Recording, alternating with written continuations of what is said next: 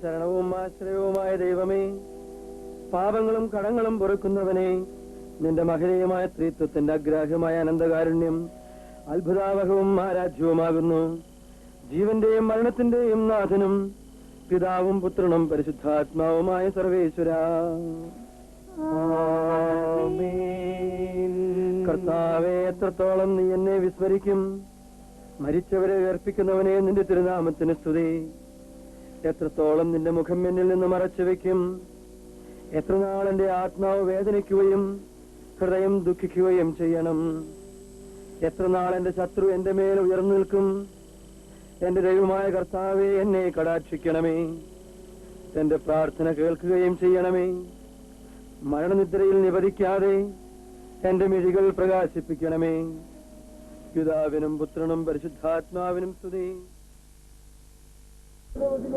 ഇപ്പോഴും എപ്പോഴും എന്നേക്കും കാഹളമുദിത്ത് കീർത്തിക്കും. കാഹളനാദം കേൾക്കുമ്പോൾ ഉണരുന്നു മൃതരും നാടി. ഭാവപുത്രൻ ദൂരാക്കും സമിത മരണം മൂലം മരണത്തെ വിജയിച്ചൊടുവിൽ ഉയർത്തപ്പോൾ മർക്കരം കൈവന്നു.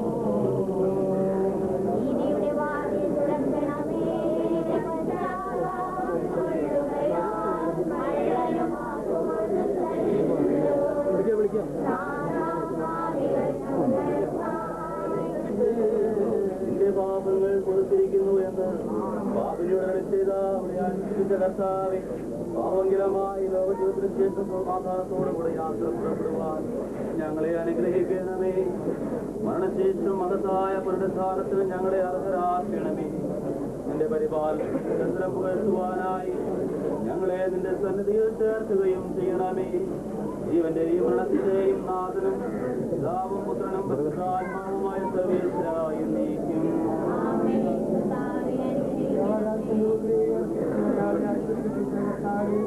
പ്രിയപ്പെട്ടവരുടെ വേർപാടിൽ ദുഃഖിതരായിരിക്കുന്ന എന്റെ ദാസൻ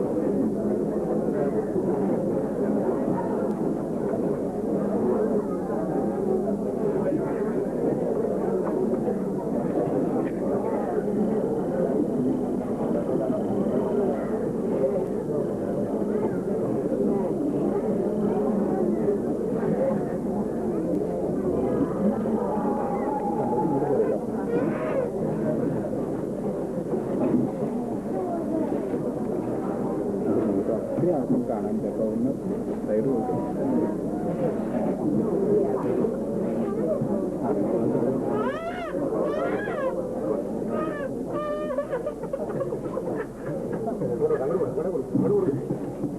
പാപമോചനത്തിനായി പനങ്കരിനെ ആശീർവദിക്കണമേ. ഈ ജലത്താൽ തന്നെ ഞങ്ങളെ വിശദീകരിക്കുകയും ചെയ്യണമേ. പിതാവിന്റെയും പുത്രന്റെയും പരിശുദ്ധാത്മാവിന്റെയും നാമത്തിൽ. ഉപദ്രവങ്ങളുടെയും പരിമള സസ്യങ്ങളുടെയും നാഥനായ ദൈവമേ, അങ്ങയുടെ ബഹുമാനത്തിനും ഞങ്ങളുടെ പാപമോചനത്തിനുമായ ശരണത്തിനുകളെ ആശീർവദിക്കണമേ.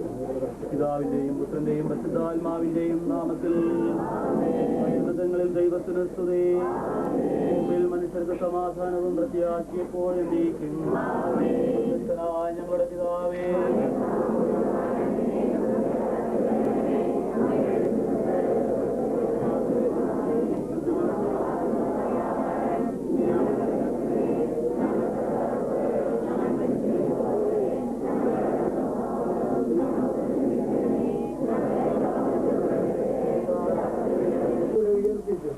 നമ്മുടെ കർത്താവ് ആളുകളാകുമ്പോൾ ജീവിച്ചിരിക്കുന്നവർ മരിച്ചവർക്ക് മുമ്പ് കടക്കുകയില്ല എന്ന് നമ്മുടെ കർത്താവിന്റെ വാക്കുകളിൽ ഞങ്ങൾ നിങ്ങളെ അറിയിക്കുന്നു. എന്തുകൊണ്ടെന്നാൽ നമ്മുടെ കർത്താവ് അധികാരത്തോടും പ്രധാനമല്ലാത്തവരുടെ ശബ്ദത്തോടും ദൈവത്തിന്റെ കാഹളത്തോടും കൂടെ സ്വർഗത്തിൽ നിന്ന് എഴുന്നള്ളി വരും. വിധിയായും മരിച്ചവർ ആദ്യം ഉയർത്തെഴുന്നേൽക്കും. അപ്പോൾ ജീവിച്ചിരിക്കുന്നവരായ നാം കർത്താവിന്റെ എതിരേൽപ്പിനായി അവരോടുകൂടെ മേഘങ്ങളിൽ എടുക്കപ്പെടും. നാം എന്നും കർത്താവിനോടുകൂടെ ആയിരിക്കുകയും ചെയ്യും. ആകയാൽ ഈ വാക്കുകളാൽ നിങ്ങൾ പരസ്പരം ആശ്വസിപ്പിക്കുകയും കേൾക്കുകയും എന്നെ അയച്ചവരെ വിശ്വസിക്കുകയും ചെയ്യുന്നവന് ജീവനുണ്ട് എന്ന സത്യമായി ഞാൻ നിങ്ങളോട് പറയുന്നു. അവൻ വിധിക്ക് വിധേയനാവുകയില്ല. മരണത്തിൽ നിന്നും അവൻ ജീവനിലേക്ക് പ്രവേശിച്ചു കഴിഞ്ഞിരിക്കുന്നു. സത്യമായി ഞാൻ നിങ്ങളോട് പറയുന്നു, മരിച്ചവർ ദൈവത്തിന്റെ ശബ്ദം കേൾക്കുകയും അത് കേൾക്കുന്നവർ ജീവിക്കുകയും ചെയ്യുന്ന സമയം അടുത്തിരിക്കുന്നു. അല്ലാതെ വന്നു കഴിഞ്ഞു. എന്തുകൊണ്ടെന്നാൽ ജീവന്റെ ഉറവിടമായ പിതാവ് തന്റെ പുത്രനെയും ജീവന്റെ ഉറവിടമാക്കിയിരിക്കുന്നു. മനുഷ്യപുത്രനായതുകൊണ്ട് വിധികർത്താവാകാനുള്ള അധികാരവും അവന് കൊടുത്തിരിക്കുന്നു. നിങ്ങളിത് വിസ്മയിക്കേണ്ട. എന്തുകൊണ്ടെന്നാൽ കല്ലറയിലുള്ളവർ അവന്റെ ശബ്ദം കേൾക്കുന്ന സമയം വരുന്നു. അപ്പോൾ നന്മ ചെയ്തവർ ജീവന്റെ ഉയർപ്പിനും തിന്മ ചെയ്തവർ വിധിയുടെ ഉയർപ്പിനുമായി പുറത്തു വരും.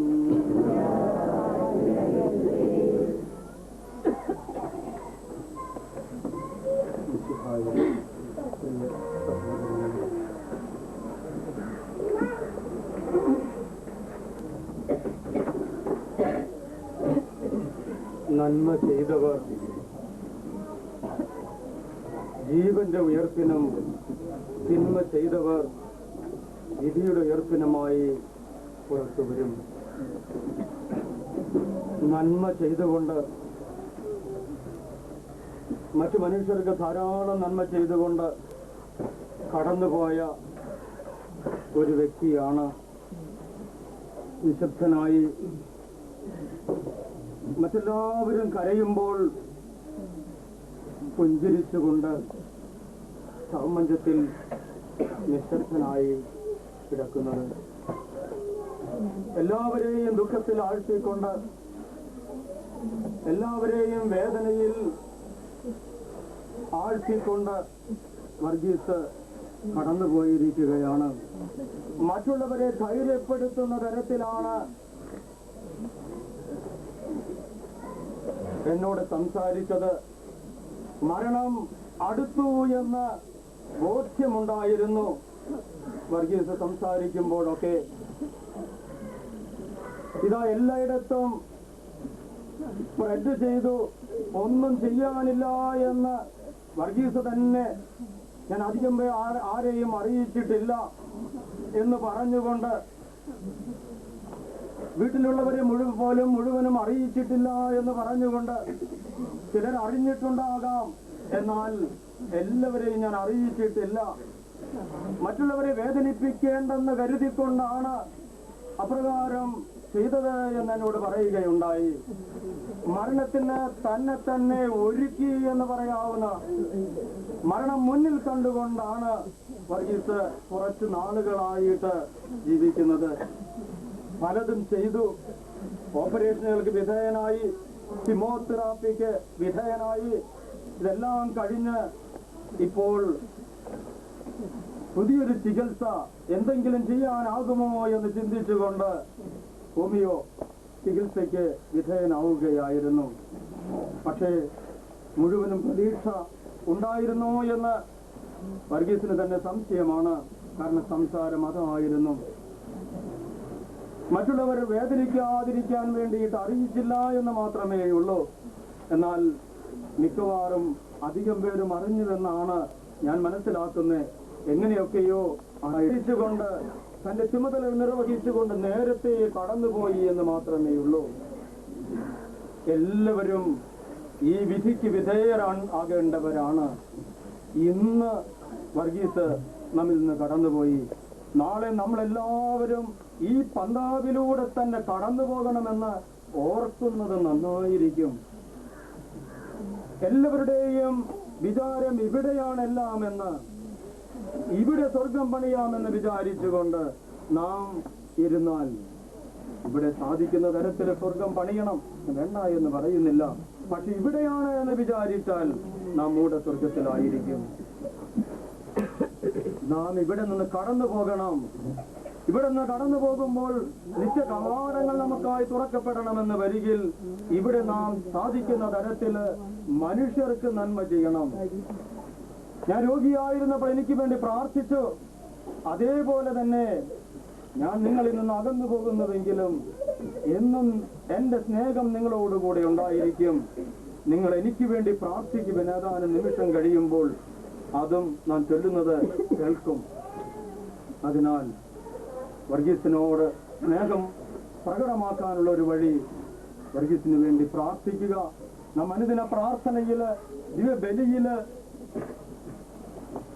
വർഗീസിനെ അനുസ്മരിക്കുക. എന്തെങ്കിലും പോരായ്മകൾ ഉണ്ടെങ്കിൽ അത് തീർത്ത് ദൈവത്തിന്റെ സവിധത്തില് മോക്ഷത്തിൽ ദൈവത്തിന് മുഖാഭിമുഖം കണ്ട് ഈ തുടർന്ന് വരുന്ന തിരുക്കർമ്മങ്ങളിൽ മാത്രമല്ല തുടർന്ന് വരുന്ന ദിവസങ്ങളിലും നമുക്ക് വർഗീസിന് വേണ്ടി പ്രാർത്ഥിക്കാം, വർഗീസിനെ സ്മരിക്കാം. നമ്മുടെ സ്നേഹം അപ്രകാരം നമുക്ക് പ്രകടമാക്കാനായിട്ട് പരിശ്രമിക്കാം. ഒരിക്കൽ കൂടി വർഗീസിന്റെ ഭാര്യയ്ക്കും മക്കൾക്കും സഹോദരന്മാർക്കും സഹോദരിമാർക്കും അനുപ്പങ്ങള് ജീവിച്ചിരിപ്പില്ല. മറ്റു 2 സഹോദരിമാരും അനുപ്പങ്ങളും 2 പേരും ജീവിച്ചിരിക്കുന്നു. അവർക്ക് അതുപോലെ അവരുടെ മക്കള് പേരക്കിടാങ്ങള് എല്ലാവരോടും അനുശോചനം അറിയിക്കുന്നു. ബന്ധുമിത്രാദികള് അങ്ങനെയുള്ള ഇളയപ്പന്മാര് ഇങ്ങനെ ഒത്തിരി പേര് ബന്ധുമിത്രാദികൾ ജീവിച്ചിരിക്കുന്നുണ്ട്. അവർക്കൊക്കെ അനുശോചനം, ദുഃഖം ഇവിടെ വന്നിട്ടുള്ള എല്ലാവരുടെയും പേരില് വികാരിച്ചും അച്ഛന്മാര് ഞാൻ എല്ലാവരുടെയും പേരുള്ള ദുഃഖം ഞാൻ അറിയിക്കുന്നു. പ്രാർത്ഥന വാഗ്ദാനം ചെയ്യുന്നു. ഇന്ന് മാത്രമല്ല തുടർന്ന ദിവസങ്ങളിലും പ്രാർത്ഥിക്കുമെന്ന് വാഗ്ദാനം എല്ലാവരുടെയും പേരില് കുടുംബക്കാരോട് പ്രാർത്ഥന വാഗ്ദാനം ചെയ്യുന്നു.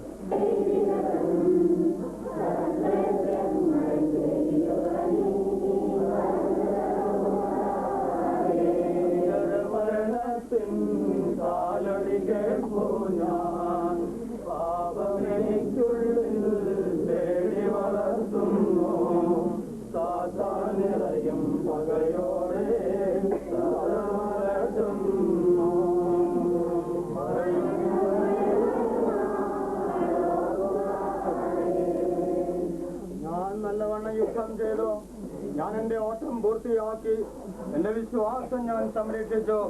അതിനാൽ നീതിയുടെ ന്യായാധിപനായ കർത്താവ് ഈ ദിവസം നീതിയുടെ മുടി എന്നെ അണിയിക്കുമാറാകട്ടെ. വിശുദ്ധരായ പ്രത്യർക്ക് വാഗ്ദാനം ചെയ്യപ്പെട്ട നിത്യാനന്ദത്തിലേക്ക് ദൈവം നിന്നെ പ്രവേശിപ്പിക്കുമാറാകട്ടെ.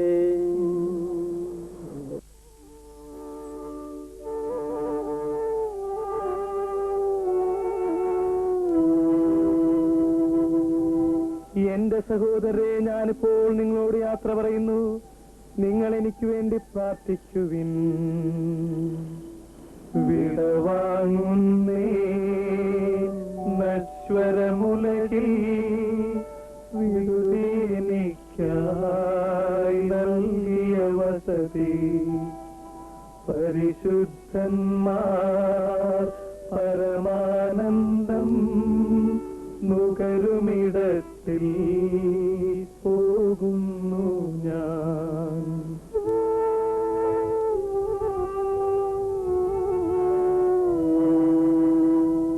അവയെല്ലാം കടന്നു പോകുന്നു.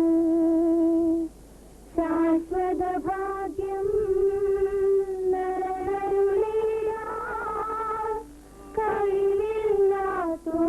കഴിവില്ലാത്തോരൻ പാർപ്പിടമേ, പ്രഭയുടെ നാട്ടിൽ നിത്യനിരുന്നിൻ അണയട്ടെ ഞാൻ അന്തിമയാത്ര.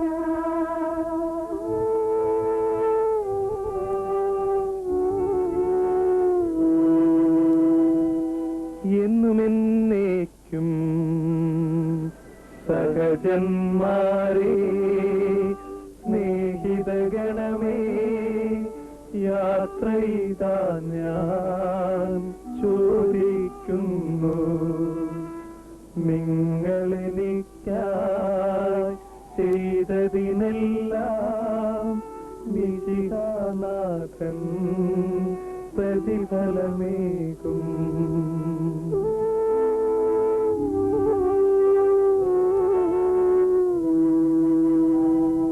എന്റെ പ്രാർത്ഥന നിന്റെ പക്കലെത്തട്ടെ. പ്രാർത്ഥിപ്പതിനായി പരിപാവനമാം ദൈവിക ഭവനം പോകും നേരം സ്നേഹാർദ്രതയാർ നിൻ പ്രിയ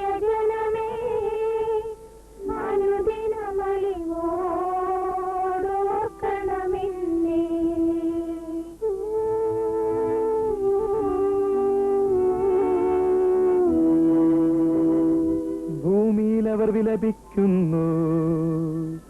ആഡംബരവും പ്രൗഢിയും നാശോന്മുഖമായി നിഷ്പ്രഭമാകും. പോകുന്നു ഞാൻ ലയമിയലാത്തോ ഉന്നതമോഷ്ണം പ്രാപിപ്പതിനായി.